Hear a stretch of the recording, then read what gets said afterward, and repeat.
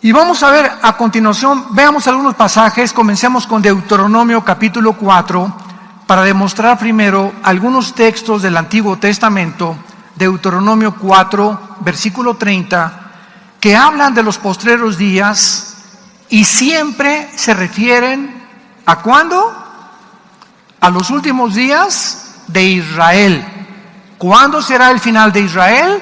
En el tiempo de la gran tribulación. Ahí Dios terminará con la nación de Israel.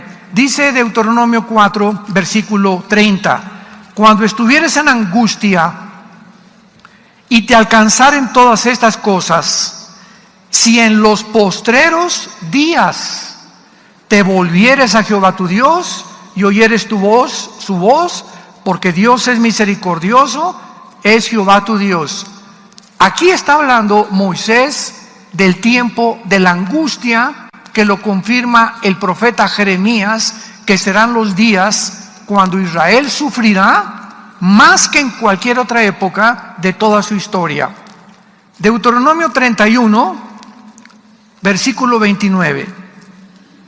Porque yo sé que después de mi muerte ciertamente os corromperán, se apartarán del camino que les he mandado y que les ha de venir, mas en los postreros días, por haber hecho mal ante los ojos de Jehová, enojándole con toda la obra de vuestras manos, habló Moisés a la congregación estas palabras, este cántico, hasta acabarlo.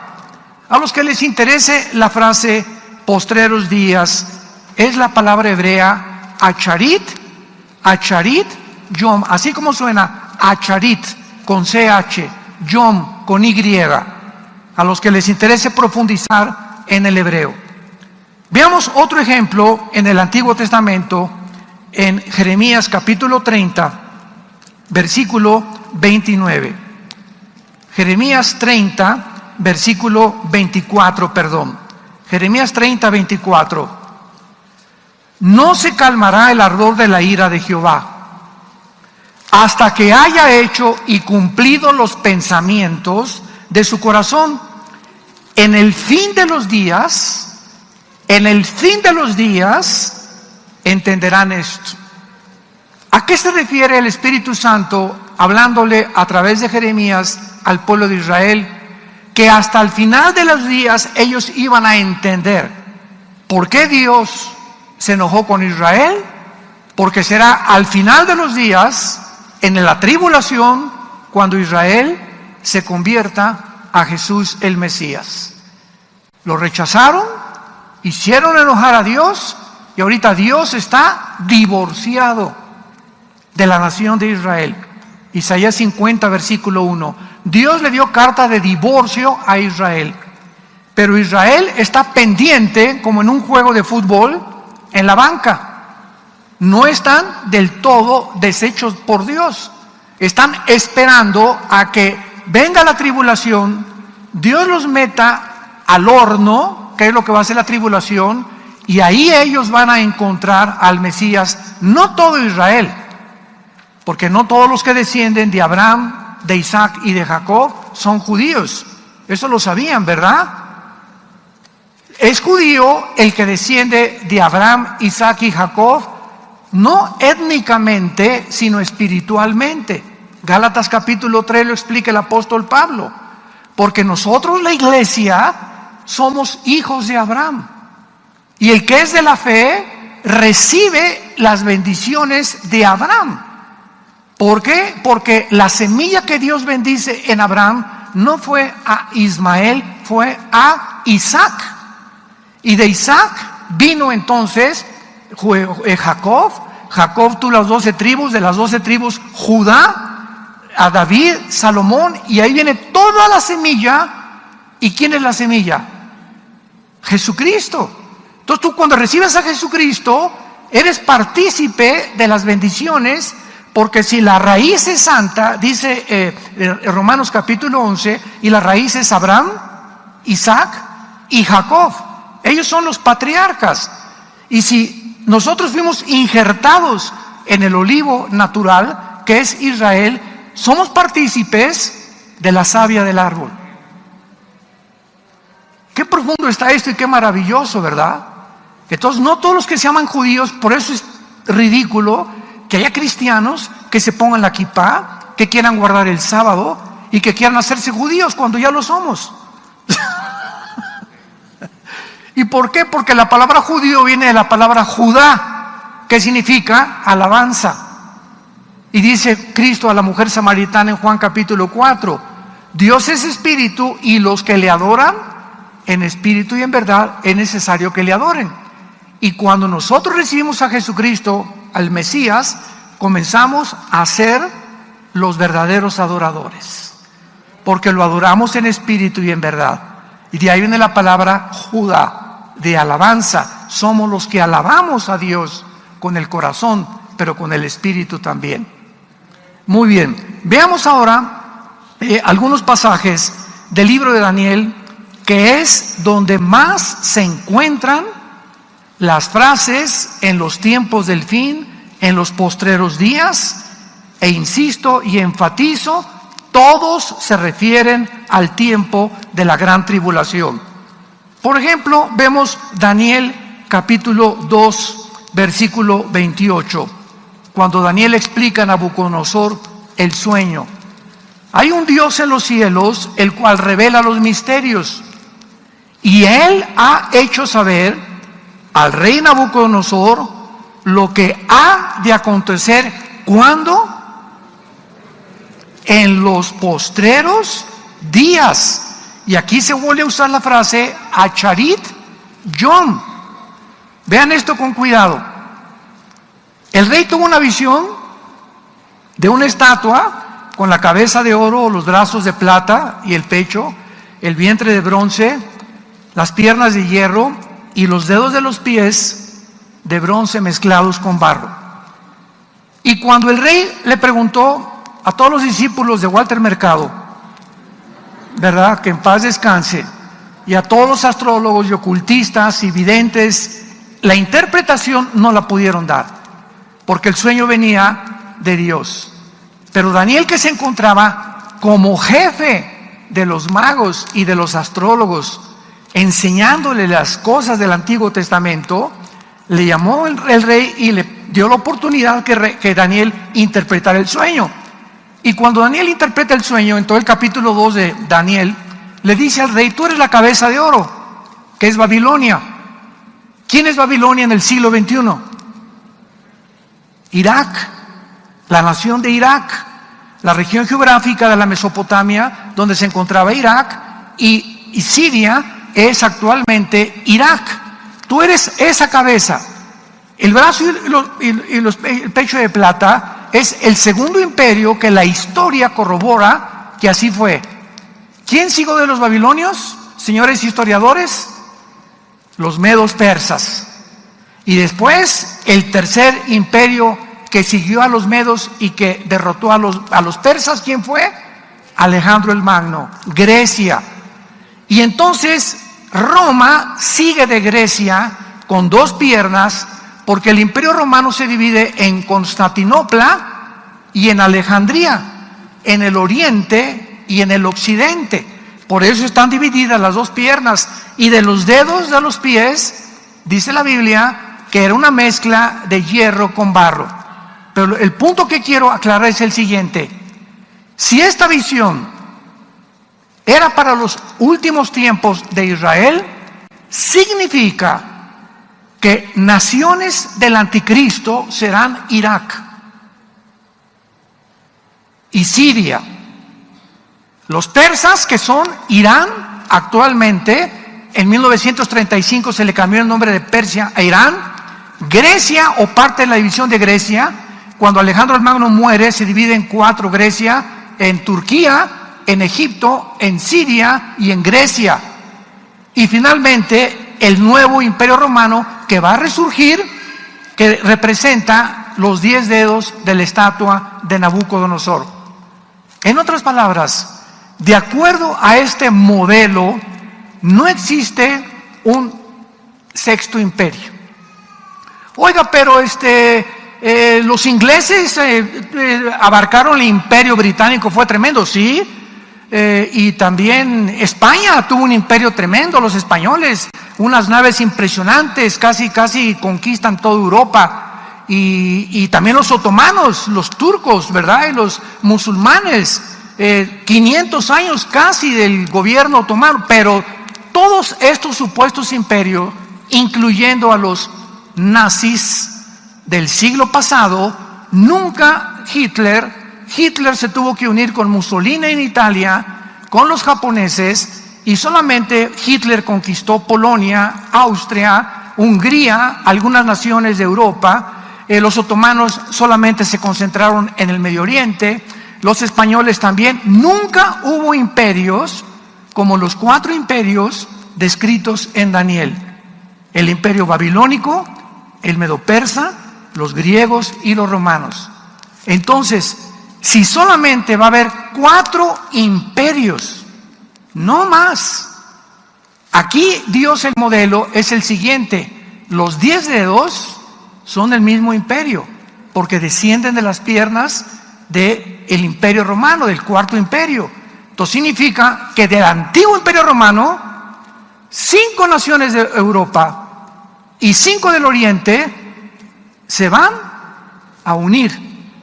Y dice Daniel 7, y de una de ellas, de una de estas 10 naciones, surgirá el cuerno pequeño o el anticristo.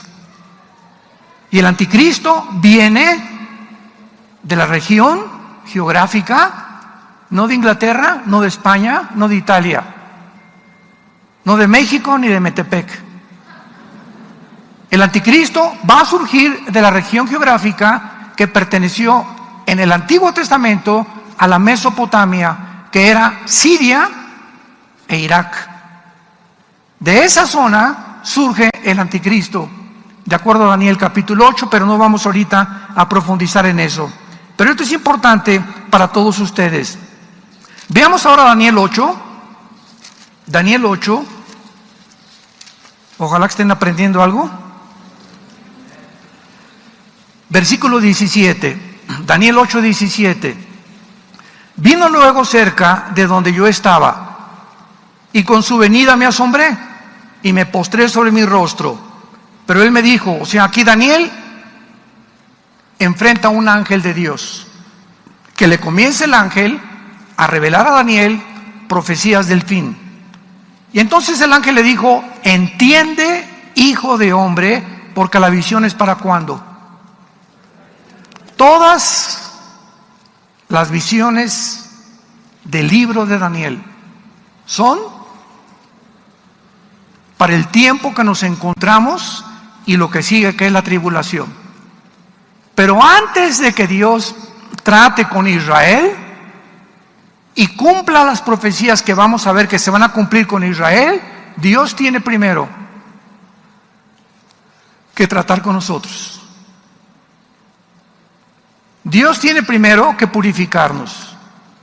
Y si algo positivo le podemos sacar a la famosa pandemia del año pasado y algunas continuaciones y secuelas que continúan, es que Dios purificó como no se imaginan ustedes. Ustedes no tienen idea de cómo barrió Dios la iglesia en el mundo entero. Probó líderes, probó misioneros, probó cristianos, probó motivos por los cuales muchos sirven a Dios. El miedo paralizó a muchas personas. El miedo te impide actuar, te desconcentra, no puedes pensar racionalmente por el temor. En fin, ¿verdad? Hubo una limpia. Dios pasó la escoba y el trapeador por las iglesias que se decían cristianas. Y ustedes no se imaginan, me decía Marcelo en Italia, Armando, aquí nada más en Italia, más de 27 iglesias cerraron. Ya desaparecieron, ya no existen. De nosotros, la mitad que teníamos no regresó. Están comenzando a regresar poco a poquito. Pero todo esto no es más que una limpia de Dios para purificar a los que no son, que de una vez se sepa quiénes no son. Porque las iglesias estaban llenas de cristianos entre comillas, profesantes, que iban y regresaban el domingo, el lunes, martes y miércoles, volvían a ser Juan Camaney, volvían a ser el Charrascas y el Juan Charrasqueado. Y llegaban el domingo y tenían cara de San Clodomiro. Pero en sus casas nunca su vida fue cambiada, su matrimonio nunca fue estructurado, sus hijos nunca vieron el ejemplo de sus padres, y hay millones de jóvenes decepcionados de sus padres, de la hipocresía de sus padres. Estaba leyendo hoy en la mañana en una página de las que ya están saliendo sin censura, que hubo más suicidios en Europa y en Japón y en Estados Unidos que la cantidad de muertos por la pandemia. ¿De qué suicidios está usted hablando? Me preguntarás. Entre niños de 12 a 18 años.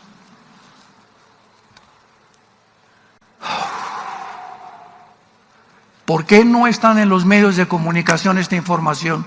Adivínalo. ¿Por qué no está estas publicaciones? ¿Por qué hasta ahorita comienzan algunas páginas a sacar realidades? Porque la historia nos enseña que el hombre no aprende de la historia. Hasta que llegó Inglaterra a Berlín en la Segunda Guerra Mundial, con los canadienses, con los norteamericanos y con los rusos, porque Stalin se unió a Inglaterra y Estados Unidos contra los nazis, hasta que llegaron a Berlín, después de casi 5 años del 39 al 45, 6 años de Segunda Guerra Mundial, nadie se enteró lo que estaba haciendo, la maldad que se encontraba detrás de Hitler. Los experimentos genéticos que hicieron con millones de personas. Y cuando los alemanes, 85 millones de alemanes, abrieron los ojos y se dieron cuenta de lo que había pasado, dijeron, pero no puede ser. Si tenían caras de buenos, el país iba adelante y se levantó la Volkswagen, inventaron el carro Porsche, sacó a los comunistas de Alemania Hitler, mandó construir casas, etcétera, etcétera. Era el frente. Siempre tienen algo que tener, una cortina de humo para que el diablo trabaje a gusto. Y esa cortina de humo, ese frente que engaña a los millones de personas, porque así termina la Biblia, Apocalipsis 12, 8 al 10, el diablo que engaña al mundo entero.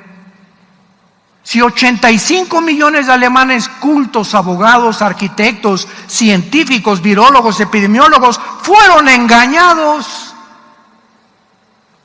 personas cultas, personas estudiosas, o sea, no solamente es de los, como decía Cantinflas, de los iletrados, el engaño, las personas más cultas, reyes, etcétera, etcétera, son engañadas, y en esta última pandemia lo hemos comprobado. Es increíble el engaño científico al que se cayó en estos días. Pero no aprendemos de la historia. Y ahorita, antes de que venga la tribulación a los judíos, Dios está probándonos a nosotros. Y dice 1 Pedro capítulo 3, porque el juicio comienza en la casa de Dios. Dios te va a probar. Dios te va a probar y Dios te va a probar. Y va a ser bajo el fuego donde Dios nos va a probar. Y ahí se va a manifestar el calibre con lo cual estamos hechos. A través del fuego de la prueba de Dios. Y veamos en último lugar en Daniel 12. Ya todo el capítulo 12 de Daniel culmina con la gran tribulación. Dice el versículo 1, Daniel 12, en aquel tiempo. ¿De qué tiempo está hablando? Está hablando del tiempo kairos en el griego, que es la palabra et, ed Enrique, t de tío, h en el hebreo, et, que es igual a kairos, en un tiempo específico. Está hablando el Espíritu Santo en el tiempo de la tribulación, porque todos los últimos versículos del capítulo 11 son las guerras del anticristo. Entonces, está hablando, en aquel tiempo se levantará Miguel. Y esto concuerda con Apocalipsis 12, en aquel tiempo habrá una guerra cósmica en el cielo, Miguel y sus ángeles peleaban contra Satanás y sus ángeles. En la tribulación habrá una confrontación en el cielo cósmica entre el arcángel Miguel y Satanás y sus ángeles. Va a vencer Miguel desde luego, y Satanás y sus ángeles, Apocalipsis 12, serán lanzados al planeta Tierra.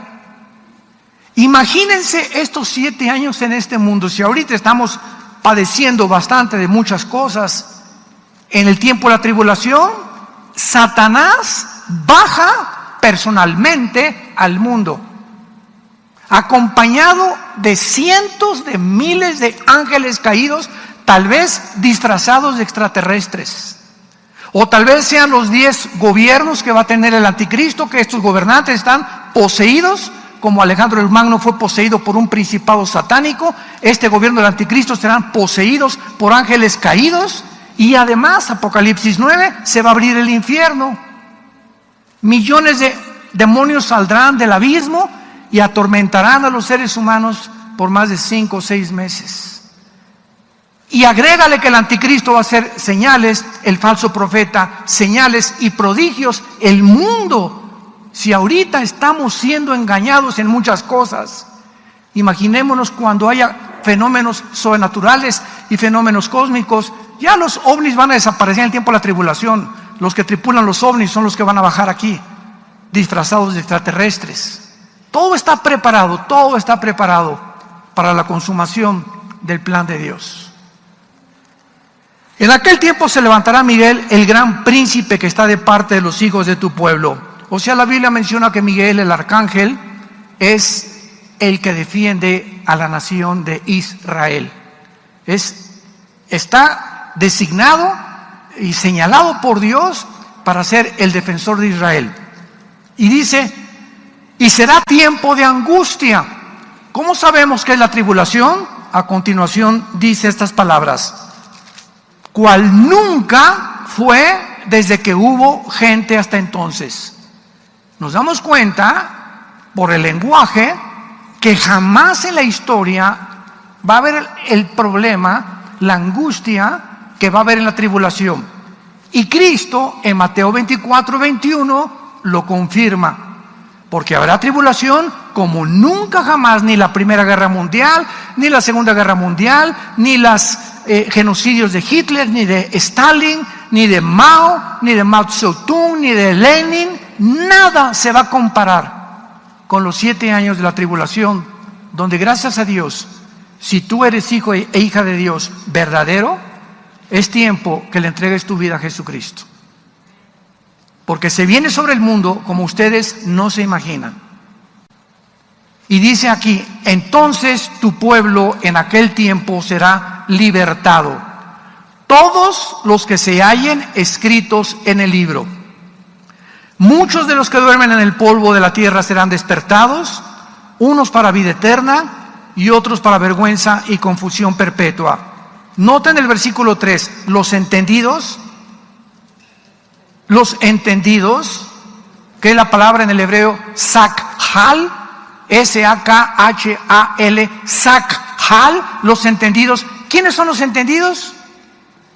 En este tiempo que estamos viviendo, ¿quién ha entendido lo que está pasando en el mundo? Nadie levante la mano. ¿Quién ha entendido? ¿Quién ha entendido?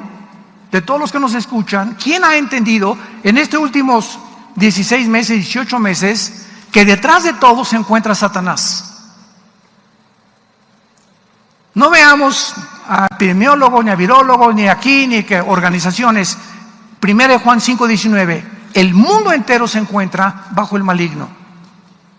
Entonces, cualquier alteración en el mundo como la que hemos tenido, detrás se tiene que encontrar el príncipe de las tinieblas, forzosamente. Y si se encuentra detrás de los hombres son títeres nada más. Efesios 6:12, no tenemos lucha contra sangre y carne. No es la lucha entre nosotros, ni contra los nazis, ni contra ni contra tu suegra, ni contra tu vecino. Nuestra lucha es espiritual.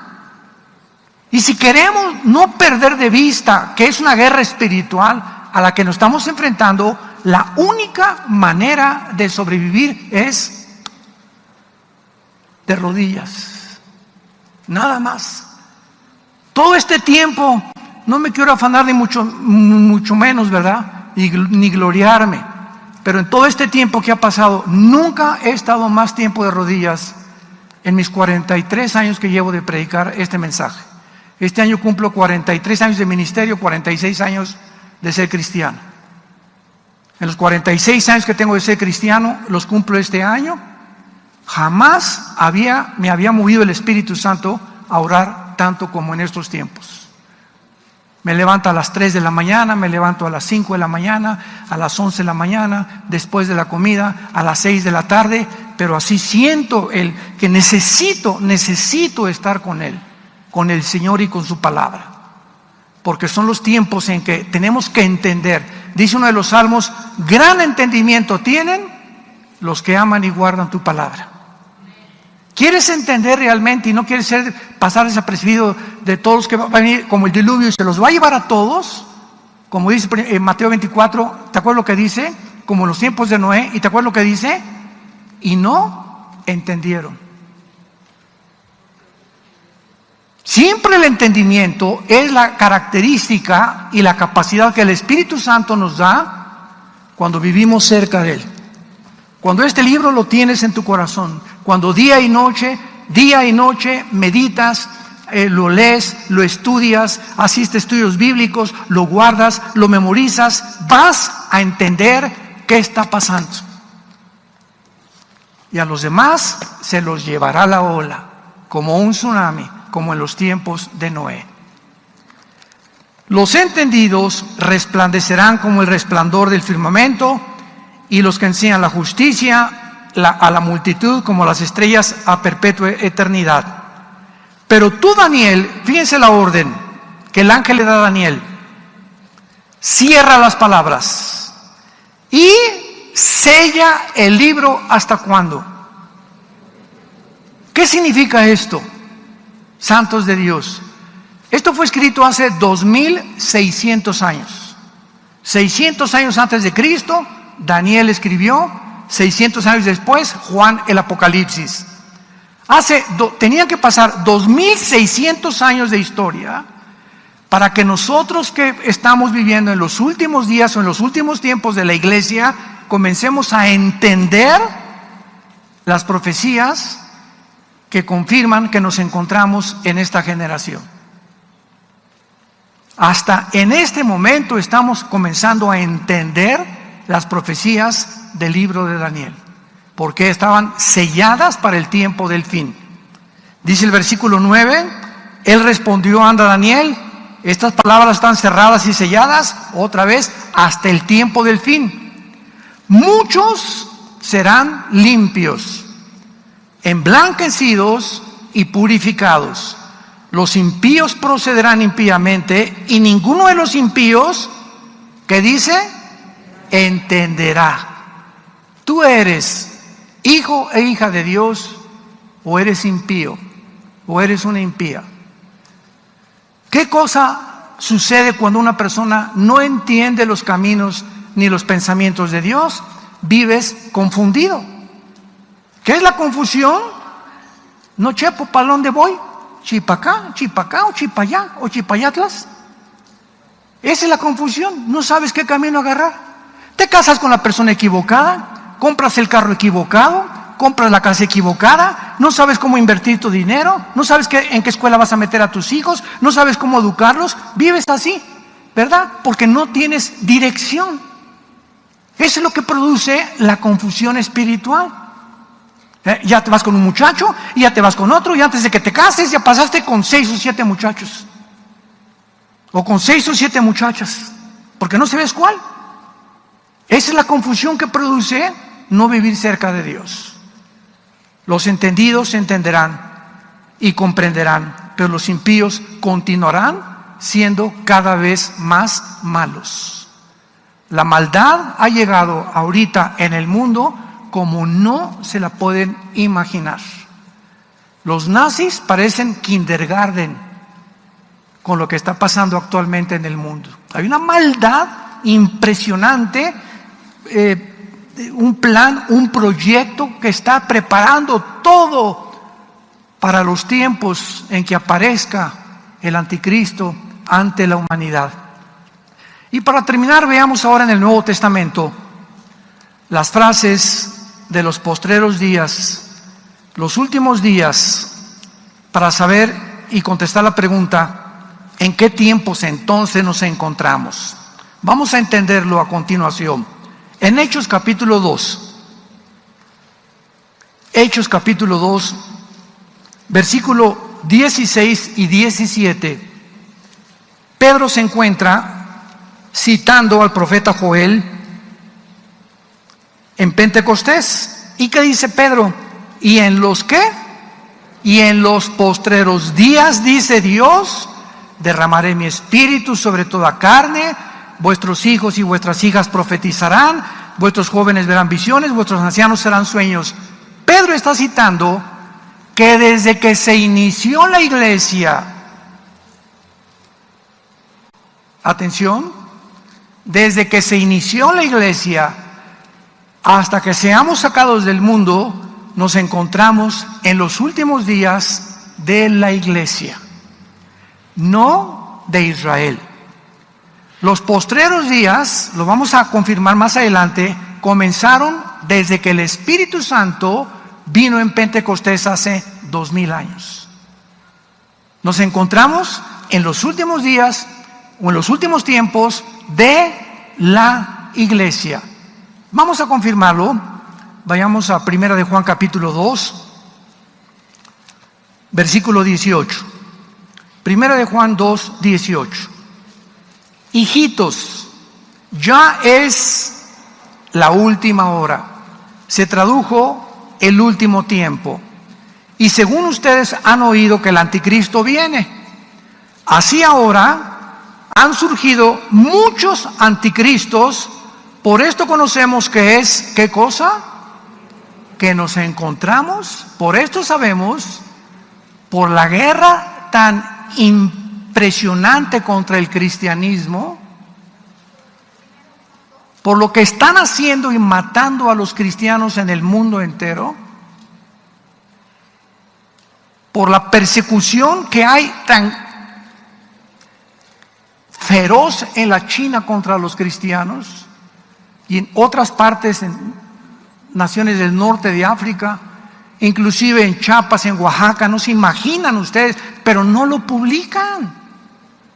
Nada, los medios de comunicación están ahorita, nada, y creemos que todo lo que sale en los medios de comunicación es verdad, y esconden todo aquello que no les conviene que nosotros lo creamos, porque estamos comenzando a ser manipulados para creer lo que ellos creen, actuar como ellos actúan y hacer lo que ellos hacen, y determinar que lo que es bueno para ellos, nosotros tenemos que aceptarlo como bueno. Lo que ellos consideran científico, lo tenemos que aceptar como científico nosotros también, sin darle oportunidad a otros científicos, ni a otros historiadores, ni a otras personas de que puedan hablar, porque si hablan, lo censuran. ¿Habías tú escuchado a lo que ha llegado el mundo? ¿Ya entendiste en qué mundo nos encontramos ahorita?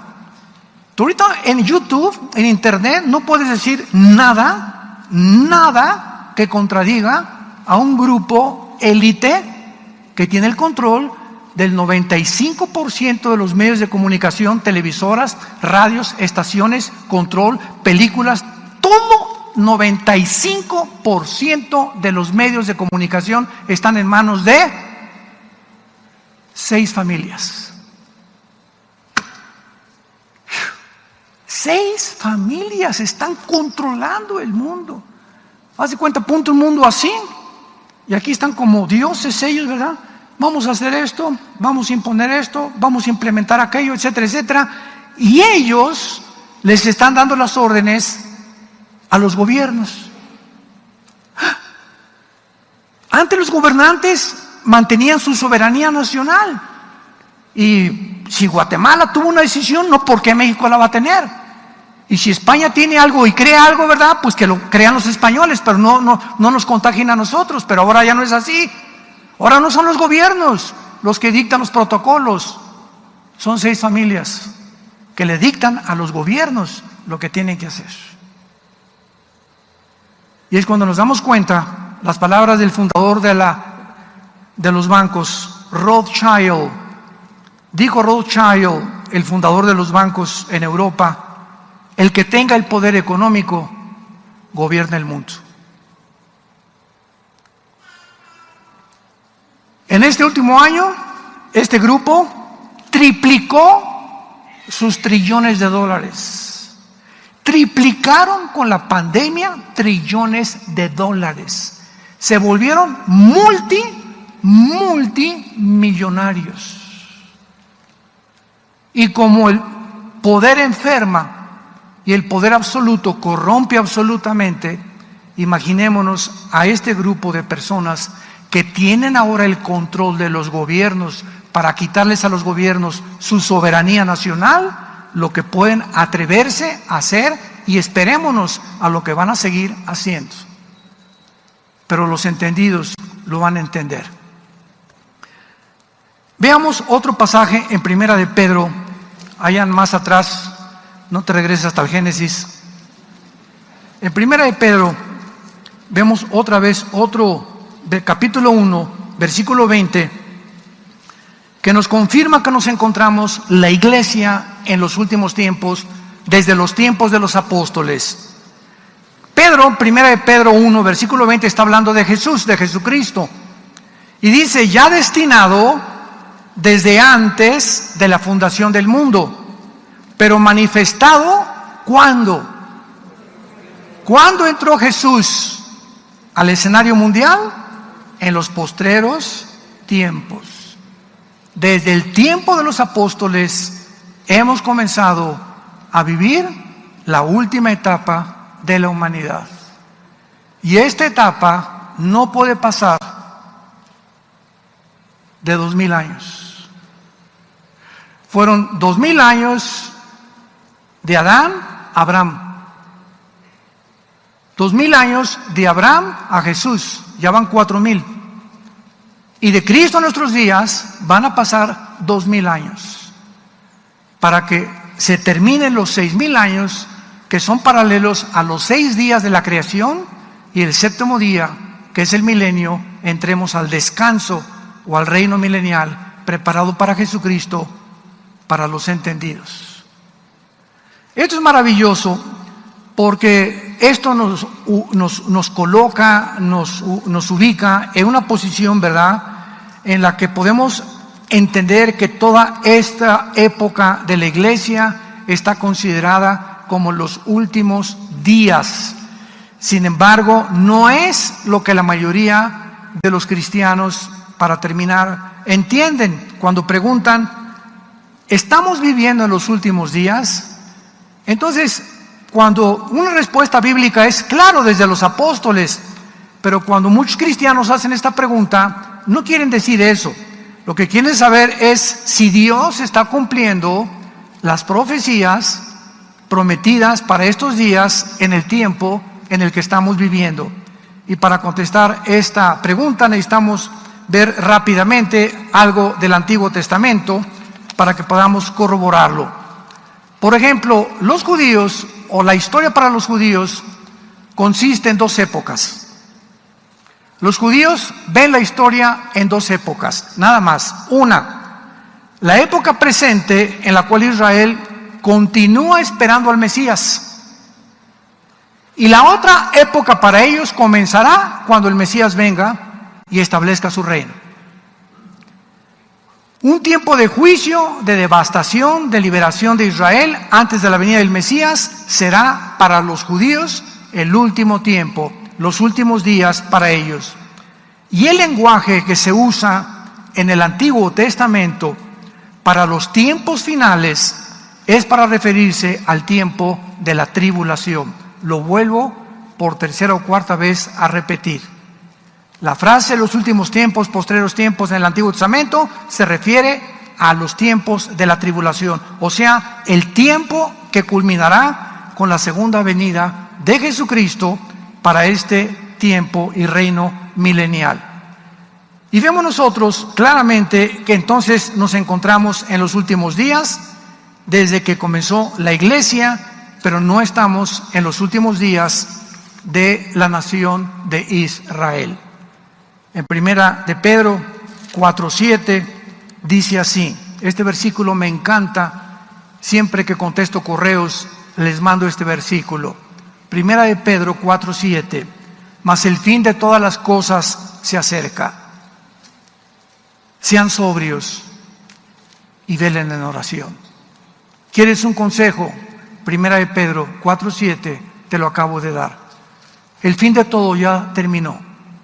Nos encontramos en una generación maravillosa, testigos de que este libro es la palabra de Dios, que no hay nada ni torcido ni perverso en este libro. Todas las cosas que están escritas en este libro son rectas para los que entienden y razonables para los que han encontrado la sabiduría. Porque la palabra de Dios es viva y eficaz y más cortante que toda espada de dos filos. Y en esta mañana ha entrado para partir y dividir tu alma y tu espíritu, las coyunturas y tus huesos. Y para que tú puedas entender que una vida tienes, una vida tenemos, una sola, no dos ni tres, una. Porque no hay purgatorio, no hay limbo, no hay reencarnación. Una vida tenemos para que hoy, que escuchas esta palabra, hagas firme tu convicción con el Señor Jesucristo, que fue crucificado, fue enterrado y fue resucitado a los 3 días. Y ahora se encuentra sentado a la diestra del Padre, esperando venir por nosotros. Pero mientras viene por nosotros, Él se encuentra intercediendo por nosotros, para que nuestra fe no falte.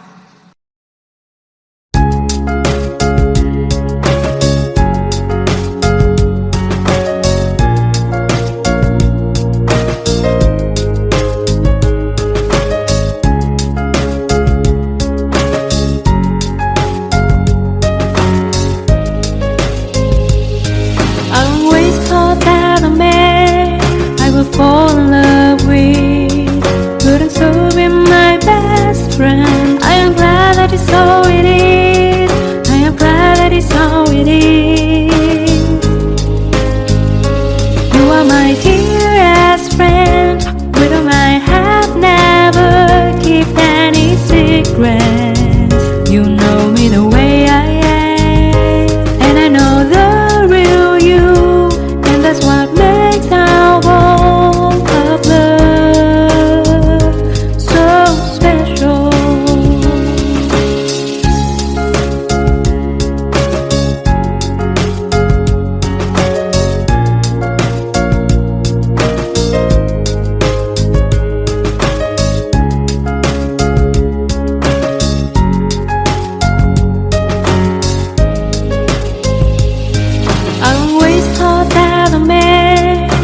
fall in love with, couldn't so be my best friend. I am glad that it's so it is.